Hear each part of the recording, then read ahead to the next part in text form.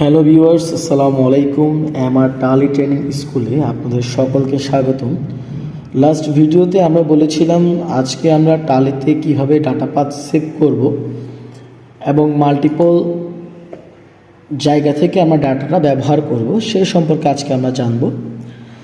So viewers, প্রথমে চলে যাচ্ছি আমি আমার টালি প্রাইম 6.2 অ্যাকাউন্টিং সফটওয়্যারে। দেখতে পাচ্ছেন এখানে ডাটা নামে একটা অপশন আছে। আমি যখন ডাটা যাচ্ছি ডাটা পাথ নামে একটা অপশন আছে। আমার ডাটা পাথটা রাখা হচ্ছে ডি টালি প্রাইম, আমার ডি ড্রাইভে রাখা হয়েছে ডি টালি প্রাইম 6.2 ডাটা নামে একটা অপশনে। এখন আমি যদি চাই আমি ডাটা পাথটা চেঞ্জ করব, তাহলে আমি চাচ্ছি যে আমার গুগল ড্রাইভে কিছু ডাটা আছে, আমি বর্তমানে সেই ডাটাগুলো এখন ব্যবহার করব। এক্ষেত্রে আমাকে কি করতে হবে? প্রথমে আমাকে যেতে হবে ডাটা, তারপর ডাটা পাথে যেতে হবে। দেন এখানে কোম্পানি ডাটা পাথ নামে একটা অপশন আছে। আমরা এখান থেকে ড্রাইভ থেকে সিলেক্ট করে নিব। আপনি চাইলে স্পেসিফিক পাথ ড্রাইভটা কপি করে এখানে দিলেও সেটা সে নিয়ে নেবে। আমরা আছি সিলেক্ট ফ্রম ড্রাইভ, আমি গুগল ড্রাইভে রেখেছি, জি ড্রাইভে সেভ, দেন হচ্ছে মাই ড্রাইভ ডাটা।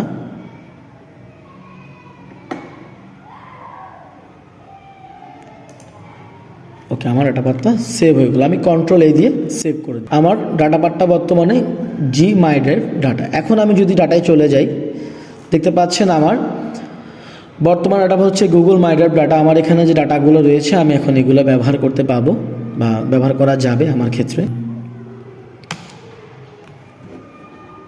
গুগল ড্রাইভ থেকে এখন আমার ডাটাটা এখানে শো করছে, যেটা আমি পাথ চেঞ্জ করে দিয়েছিলাম। আমার ছিল ডি ড্রাইভে, সেখান থেকে আমি জি ড্রাইভে নিয়ে এসেছি। সেমভাবে ব্যাকআপ পাথও আমি চাইলে চেঞ্জ করতে পারবো। আমার টালিতে ব্যাকআপ হচ্ছে এখন ডি টালি ব্যাকআপে। আমি ড্রাইভটা চেঞ্জ করে দিব। আমি চাচ্ছি আমি সেটা রাখবো হচ্ছে গুগল ড্রাইভে মাই ড্রাইভ এবং টালি ব্যাকআপ। ওকে, ফাইন। এখন আমি যখন ব্যাকআপ নিব,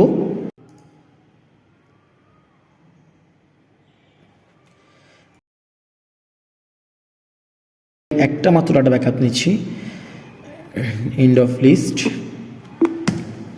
আমার এটা ব্যাকআপ হয়ে যাচ্ছে। কোথায় ব্যাকআপটা চলে যাবে? আমার ব্যাকআপটা চলে যাবে হচ্ছে আমার গুগল ড্রাইভে। সো এভাবে করে আমরা আমাদের ডাটা পাথগুলো চেঞ্জ করতে পারবো। মাল্টিপল জায়গা থেকে ডাটা আমরা ব্যবহার করতে পারবো। আমরা চাইলে পেন ড্রাইভ, গুগল ড্রাইভও আমাদের ব্যাকআপগুলো আমরা রাখতে পারবো। আমি যদি একটু এখন আমার ড্রাইভে গিয়ে দেখাই আমাদের ব্যাকআপটা সেভ হয়েছে কিনা।